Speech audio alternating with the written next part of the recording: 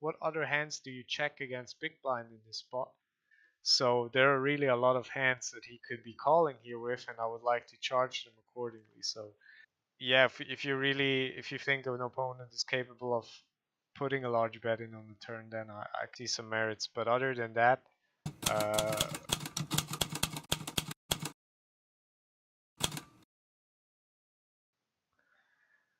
welcome to the second hand analysis. This is a hand that we played on day 6 or day 7, I think.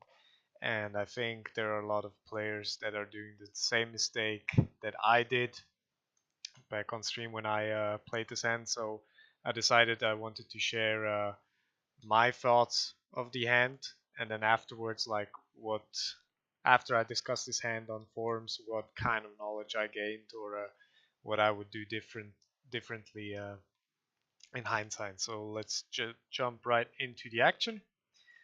Ace king off, we're opening early position. We get a call from villain.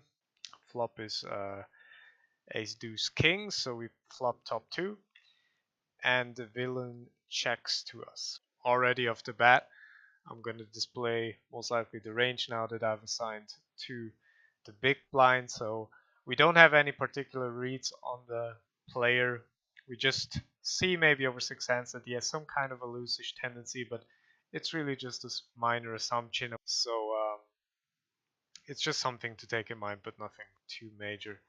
Now, with us flopping top 2, originally what I thought on stream is that we should check back this hand. We block some of the top pair that he might hold from his range.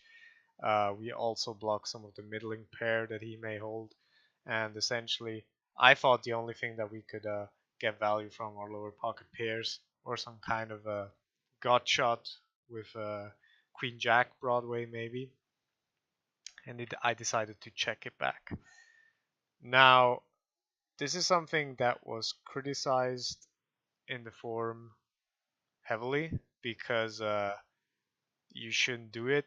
And I'm normally the guy that plays stronger hands against big blind straightforward, but I really made the point that I think he doesn't have that many hands in his range that he doesn't have that many value hands that we could get value from. So we block them heavily. Like if I would have, for example, ace deuce, I would surely bet here, but I decided then against it with ace king off. Now, when I look at Flopzilla, when I enter his range that I've previously shown to you, like you can see that, like let's just assume he calls with any middling to top pair, he still has like around 37 or 36% of his holdings are calling in this spot.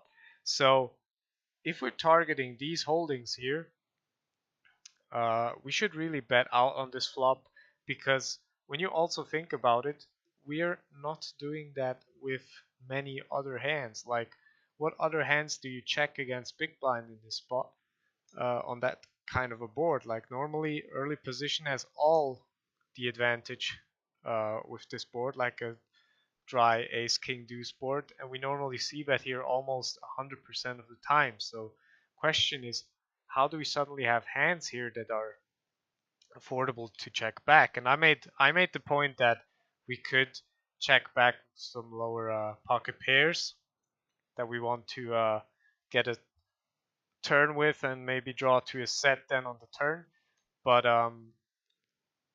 you will have a lot of problems with certain runouts if you think about it. Like, are you really comfortable with sixes when the jack comes on the turn and he starts to lead out into you? Like, mostly not, and you will have a tough time to continue with your aggression. So it's pretty tough, and you should just basically play it straightforward here and put a nice bet in on the flop. Now the turn comes with the 4 of clubs, so we check back now on stream, and villain checks back a second time to us. Now this was the point where I thought, okay, it's time to get value now. Obviously, he might have some kind of 4x, some weaker king x that he still decided to check. some kind of straight draw, gut shots plus pair, like 3-4 suited. And I decided to bet around third of the pot. Now, or is that around third of the pot? 3. That's a bit less, but nevertheless, it's still, I think, a bet that could be sized up a bit bigger, especially if you think he has some looser tendencies and he might just think we take a stab at this board on the turn, and we're gonna get value from because there are a lot of things that we could actually get value from if you look at his range, like you have flush draws, you have gut shot broadways, you have also weaker king x, weaker pocket pairs like from 5s to 9s, if you will. So there are really a lot of hands that he could be calling here with, and I would like to charge them accordingly. So I see definitely merits for sizing up this bet here. Now villain calls here, and the 9 of diamond hits on the river, and at that time was maybe like a set, but I can also now see in retrospect some kind of king 9 offsuit or king 9 suited getting in this place, but then it will be only the king 9 suited of clubs, because everything else is basically blocked. We have the king of hearts, king of spades on the board, the 9 of diamonds here is on the river. So either it's some kind of a king 9 suited or king 9 off or 9s, or if we think that with his loosish tendencies he even has a lot more hands pre-flop, those could also be some kind of maybe 4-9 or 2-9 even that he decides to call on the turn, or a 2-4, although I believe that he would have led on the turn. And if we assign him the range like king 9 or 9s, basically we still have around 66% equity.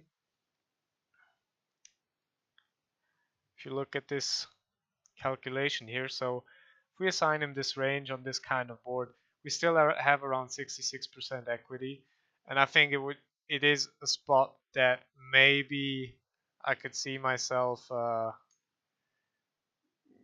playing a bit cautiously when the bubble is in play or something. But here, when there was a chip EV situation, I just decided to rip it in, and this with our disguised hand, I decided to try and get value from some worse 2 pairs that he might have come to the river with.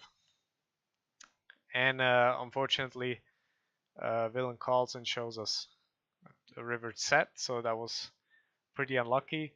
But it's also, in hindsight, given me the perspective to, regardless of your hand, like in this scenario at least, like early position versus big blind, even though if you have top 2, like it sounds stupid, but don't be afraid to bet it out, because normally you would anyway, so why would you now stop with it, especially when you have a value hand?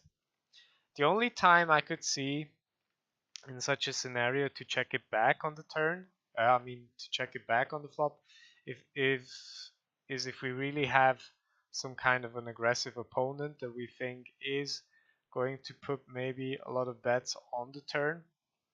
So yeah, if you think an opponent is capable of putting a large bet in on the turn, then I can see some merits. But other than that, thinking about it should be like from the start off, it should be just a small bet to start building the pot and extract value from the villain's range. So I hope you enjoyed the video. Leave a like down below if you liked it, or if you have other hands that you would like to suggest for analysis. And if you would like to be notified for further videos, make sure to subscribe, and I'll see you next time. I can do like that.